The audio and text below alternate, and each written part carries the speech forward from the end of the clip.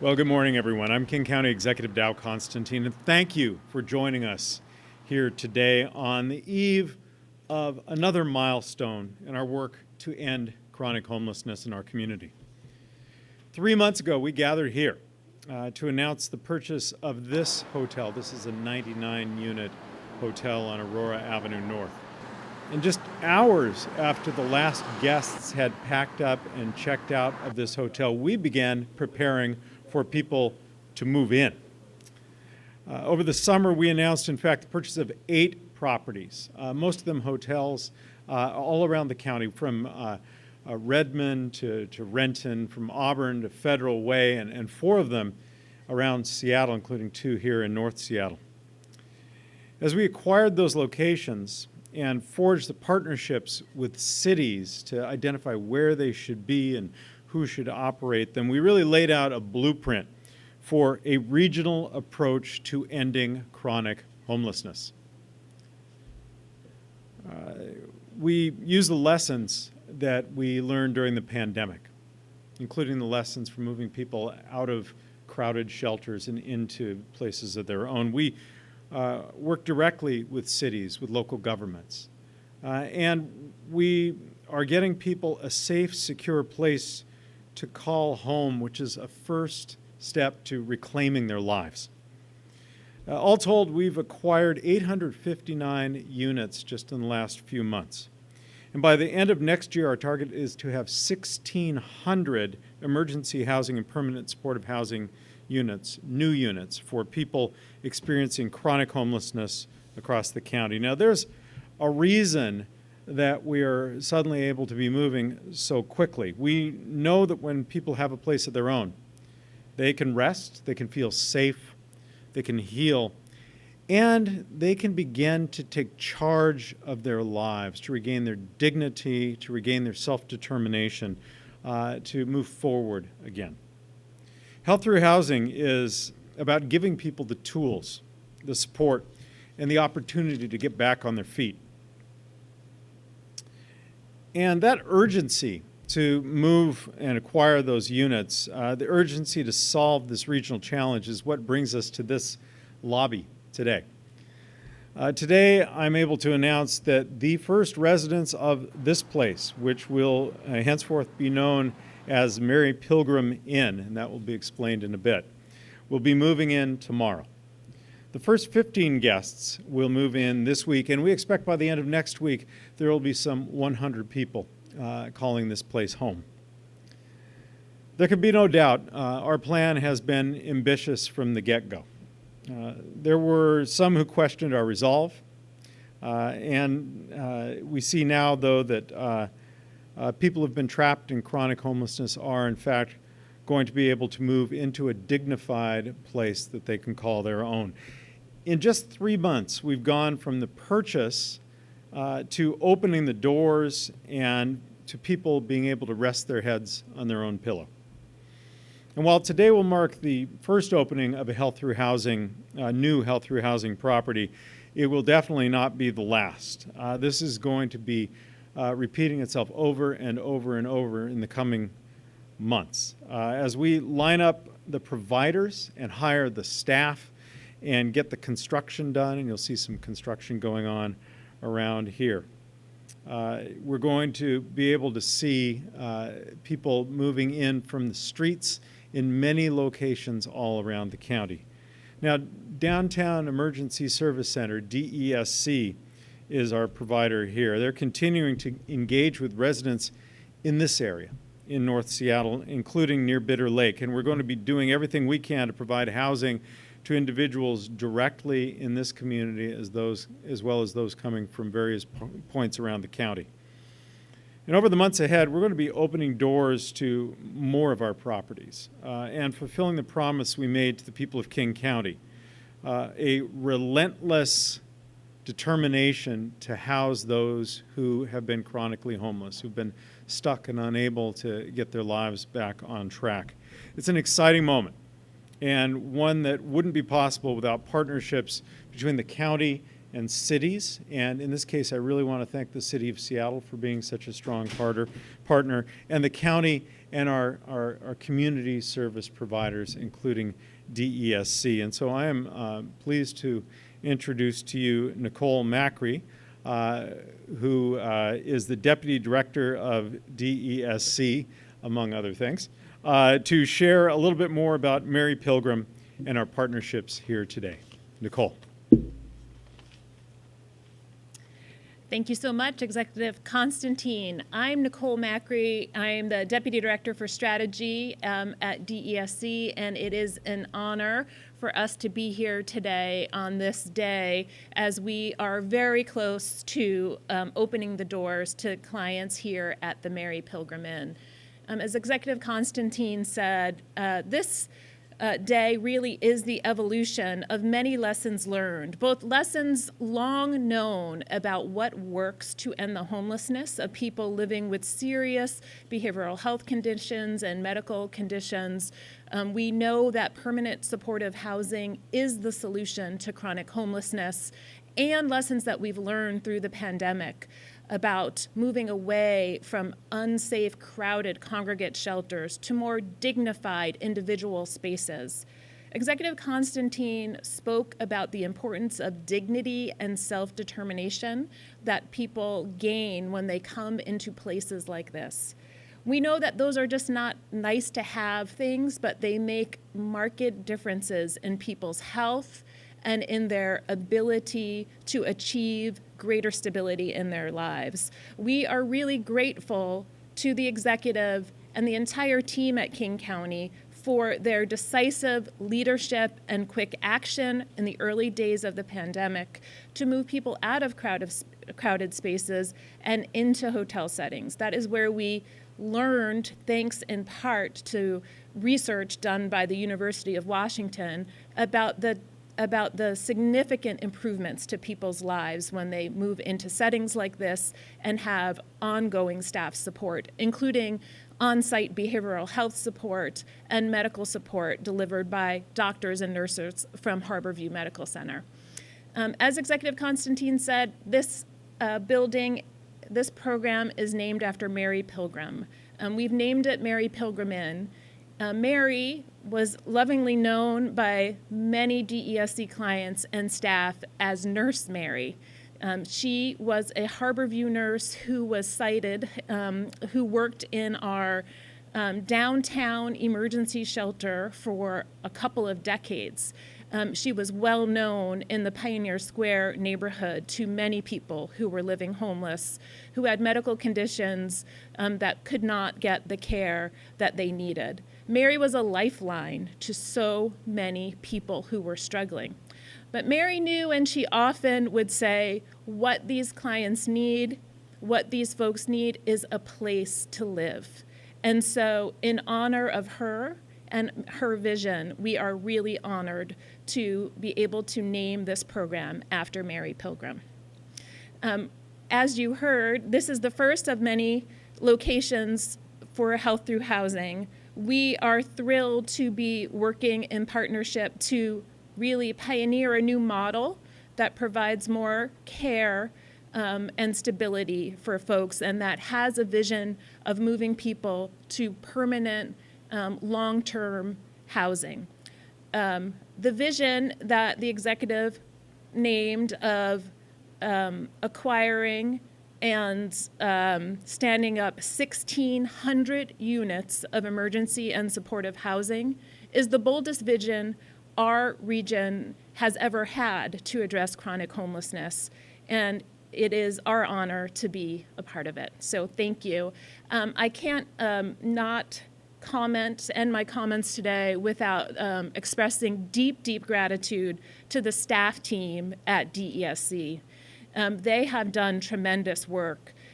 We have relocated our programs multiple times during the pandemic, all with a focus on ensuring that our clients can stay safe and secure. They have faced the ups and downs of this COVID pandemic, always with the health of clients first and foremost. They are here today, nearly 20 staff getting ready to mobilize, to move in, nearly 100 people in the next week, the first 15 scheduled to move in tomorrow.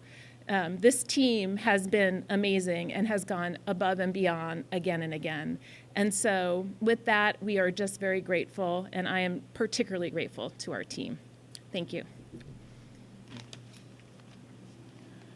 So we have with us as well the county's Human Services Director, Leo Floor. He's the guy who knows the what, when, and how much, and he will be able to help us answer questions. But Nicole and I would be glad to take whatever questions you might have. Can you help explain, for those who may not know, just the funding piece of this in terms of, and where RHA fits into this?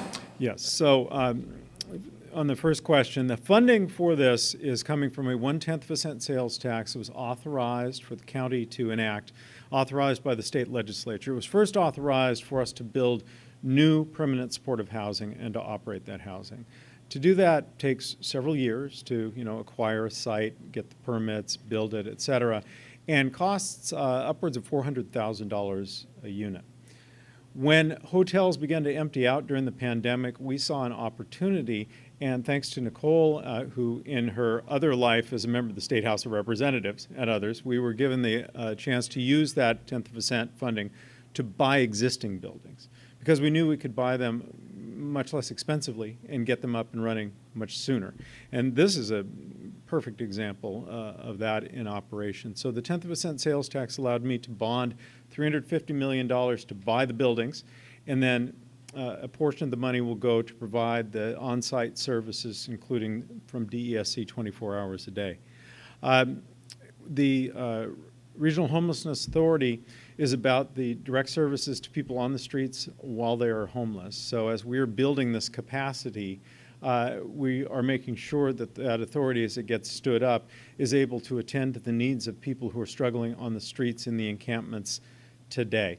We'll be taking the handoff from them ultimately as they get up and running and take the contracts over from the city and county. We'll be taking the handoff from them, getting them into these facilities, and then our ultimate goal is to have people move forward from this place into a place of their own on the market, whether they're able to get employed and be able to earn enough money to pay their rent, or they need to have some sort of permanent supportive housing in perhaps a new construction building that will be coming online.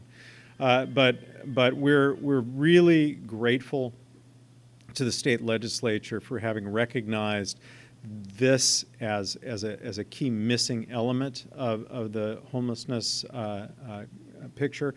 And I have been talking with the legislators and the governor about the need in this upcoming session to increase our capacity, to make it possible for us to acquire more units and ultimately to be able to get everyone who's been chronically homeless off the streets into a place of their own and establish that homelessness is not normal, that we should not as a community accept it any longer. And the next person who shows up with their belongings under their arm and no place to stay, we need to immediately be able to get them inside and on a path to reclaiming their lives. Sorry for the very long answer to your very short question. Sure. We'll come back in a second. We know what's in it for homeless people. Talk about what's in it for taxpayers of King County. So the question is, what's in it for the taxpayers of King County? I don't hear a lot of folks say that they enjoy seeing homeless people in their communities. I don't see a lot of folks say they feel good about the fact that people are having to live in tents or under overpasses in their community. People want to end homelessness. I think, by and large, they have a lot of sympathy for those who are struggling on the streets, but they're also impatient. They're irritated with it. And we are providing a solution that will actually allow people to get off the streets and into decent housing, a place of their own. This is the solution to that challenge. Now, there are larger forces at work. There is national and global income inequality. There's our overheated housing market, born of the remarkable economic story that's happened here. But in these hotels and other buildings that we're acquiring with the services provided by our partners, we have, I think, a really significant start on the solution to chronic homelessness. There are people who are now adults in our community who don't remember a time when there weren't people living in tents on the street, but most of us here do. And you have to keep reminding yourself, this is not normal. This can't be allowed to be normal. This can't be okay. This is our down payment on returning to the notion that people will not be allowed to languish on the streets. It must have been hard to decide who would be the first group of folks to move in. How did you make that determination? I mean, Nicole can probably speak to this a little bit, but I will say, so the very first folks who are moving in are coming from the temporary Renton hotel that we had, and they initially came from the DESC shelter in Pioneer Square. So we had moved them out of that congregate shelter into the hotel, and they were the group we saw had such good results when they finally had a room of their own. And so we're going to move some of them here, some of them to other places that will be opening. And then DESC is reaching out around this community to identify others who are ready to be able to move into a multifamily setting like this. Did you want to speak to that at all? Thanks, Dow.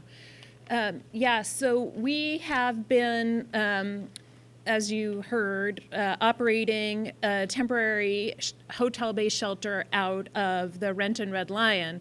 I will say, just talking with our housing director this morning, that many of the folks who were staying in Renton for the last 18 months have been living with this reality hanging over them that it was a temporary spot. And many of them are very excited to learn that there will be this stable, permanent place where folks can receive still temporary but not time-limited services as they work actively with the case management staff here towards more permanent housing options. And so that stability is a big shift for the folks who've been staying down in Renton. And similarly, we have been reaching out to many of the outreach teams who are actively doing outreach to individuals and encampments here in North Seattle, getting a very clear lay of the land of people with the highest needs who really need to come inside. So we are close to identifying a group of about 15 people from the immediate neighborhood to move in, who we hope to move in just in the next few days. And we will continue to do that coordination and collaboration with folks here in the neighborhood. For the first time ever, we have established a position in this program called a neighborhood coordinator, so we can specifically and on an ongoing basis have communication with key informants, both residential neighbors, local small businesses, and the homeless service providers who are here in the neighborhood to ensure that we hear the latest about people in need and can receive referrals for people to come indoors. But what's the criteria? I mean, are there certain criteria, determinants, that put them above? Yes, so for this location, we are seeking people who have extremely high needs. So people who've been homeless for very long periods of time, people who are without any shelter at all, people who are living with complex mental health, substance use disorders, potentially mobility issues or other complicating medical factors. In addition to the round-the-clock staff and on-site behavioral health services, we have medical providers from Harborview Medical Center who will be sited here. We are currently in the process of changing what was the former hotel exercise room into a medical clinic for residents who will be here. So we know that a lot of people are coming here. What's the timeline of people coming in from when they come in, get a room, and then they stay here, or is this something that's long-term, years down the road? Yeah, so as you probably know, when the homelessness response system was built over 40 years ago here in the Seattle region, it was built on this idea of emergency shelter, that people just needed a short-term place to be until they could move on to the next step. Well, obviously we know that the challenges are much greater than that. And through the pandemic, in working closely with King County, we are really modeling a new approach of emergency housing. So this is temporary in nature, but without time limits, and anticipated that many people will stay here sometimes for weeks, sometimes for months, until appropriate housing is available. So we are being pragmatic about the scope and complexity of the challenges around homelessness, and we are applying what we've learned over the years, and most specifically through the pandemic, to providing the right kind of service levels to folks. So we will continue to have a relentless focus on moving people on to what they will be their permanent home in independent housing or permanent supportive housing, and not just a hotel room. But we are not deluding ourselves to think that people will only be staying here for a week or two and then other opportunities will open up for them. To be clear, the 100 people, these rooms aren't accounted for yet. We're still finding those people. Is that correct? Many of them will be moving from the Red Lion for the initial cohort of folks.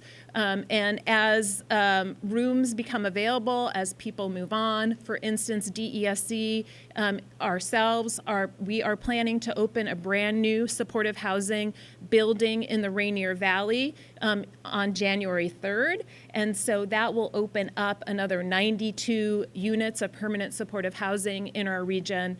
It may be that some of the folks staying here will be candidates to move into that housing, opening up rooms here. And so the work that we're doing, both through our own agency, because we are a provider of services to many people who are currently unsheltered through our own outreach programs, we will find folks that way, but we are taking a new deliberate partnership approach with other outreach providers, specifically here in North Seattle, because we know through the pandemic especially, unsheltered homelessness has grown dramatically across the region, including in the many residential neighborhoods here on the north end of the city.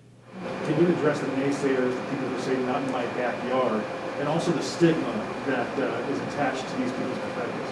Yeah, I'll speak to that. I'm sure the executive can say more about that. I will say that we have been very grateful to the neighbors here in North Seattle, and we have not encountered significant opposition to the siting of this program. We've been doing a lot of outreach and having conversations with local business owners and residents and the neighborhood groups here. But to those who have said, not in my backyard, the alternative is that people continue to struggle outside, which none of us wants to see that misery, but it is bad for all of us when we are to the point where people can't meet their own basic needs, where they're struggling.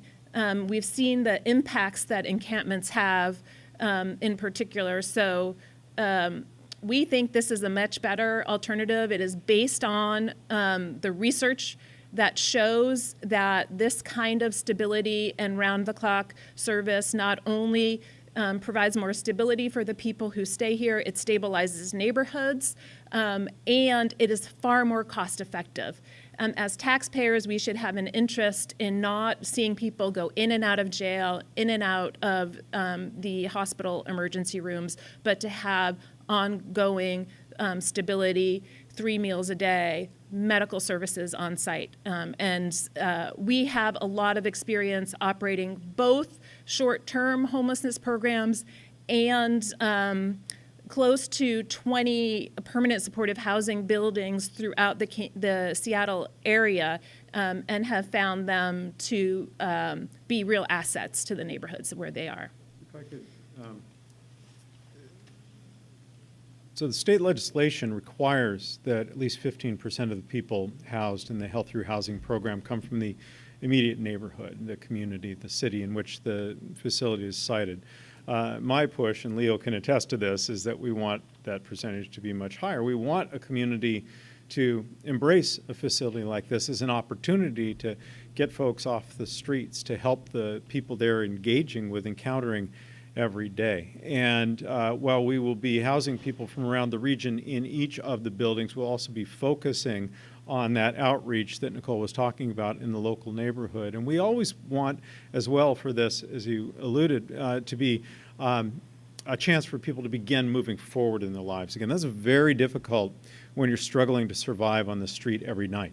right? It is hard to start putting the pieces together to rebuild your life, to reconcile with your family, to begin earning a living again, all of that. The idea of having a place of your own is that you can get centered, get rested, and then begin to take those first tentative steps forward.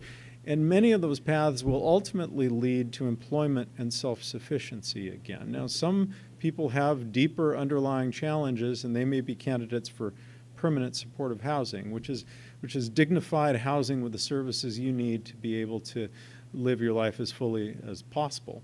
But I do think that the notion we're pursuing is that most people have the opportunity to be able to recover, to do better, to get back on track, to ultimately be able to take full charge of their lives again. And that's the real goal here. And that means that these units, 100 people will be here in a week and a half, but that will not be a static population. People will be moving forward, others will be able to move in, and ultimately I hope we can convert these places to a different type of housing, to permanent supportive housing or some other asset, because we will need less of that first step emergency housing for people coming out of chronic homelessness.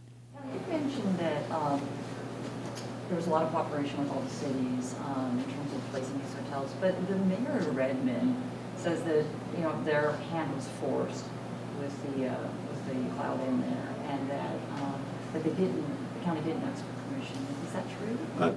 We worked very closely with the city of Redmond, and I'm very grateful to the city government and the cities of Federal Way, Auburn, Renton, and Seattle. Am I missing anyone? And Renton, yeah.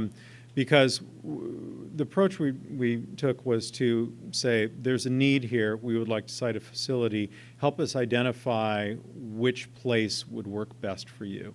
And Redmond actually provided one suggestion that we went and worked with the owners, but that ultimately didn't pan out, and then they provided this second suggestion. Am I correct, Leo? Okay.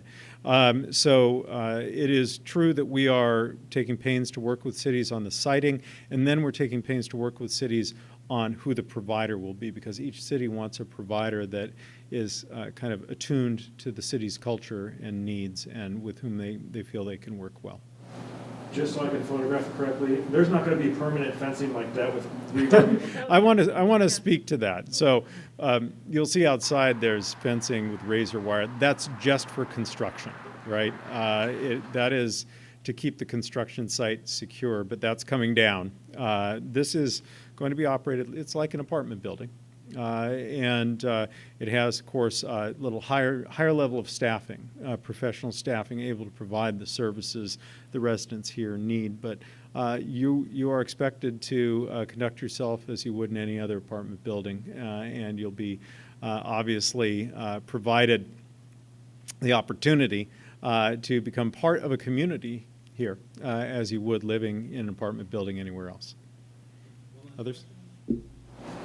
I'll have more than 1,600 units is significant, but it's not enough. It's 1,600 units is really significant. Now, it depends on how you measure and what your definitions are. There may be 3,500 or 4,000 or 5,000 people are chronically homeless by the definitions that Nicole mentioned. But we do need more units, but we also need the units to move. We need people to move forward, and that is the key. There are some places around this country where they have created sort of warehousing for people who are homeless, and it's kind of sweeping the problem under the rug, but they don't focus on the work that gets people taking charge of their lives again and moving forward. And our goal is to have enough units to get people off the streets and get them moving forward, but not have this be an ever-expanding program, rather having be one that does the job and then begins to contract as we refocus our resources on prevention, on helping people get past their challenges and reclaim their lives, on the things that are going to allow us to reach the goal that I've repeated many times for our county, our true north, that this is a place where every person will have the opportunity to thrive. That's what we want to do. We want to be able to ultimately refocus our resources on those upstream measures that will keep people ever from falling into homelessness. I want to thank everyone for being here today. Look forward to many more exciting opportunities to welcome folks into their new homes. And I'm bound and determined that we are going to solve the crisis of chronic homelessness. We're going to put it behind us, and we're going to declare as a community that it is not normal, that it is not okay, and we're going to do everything we can to prevent it from happening again. Thank you so much for being here.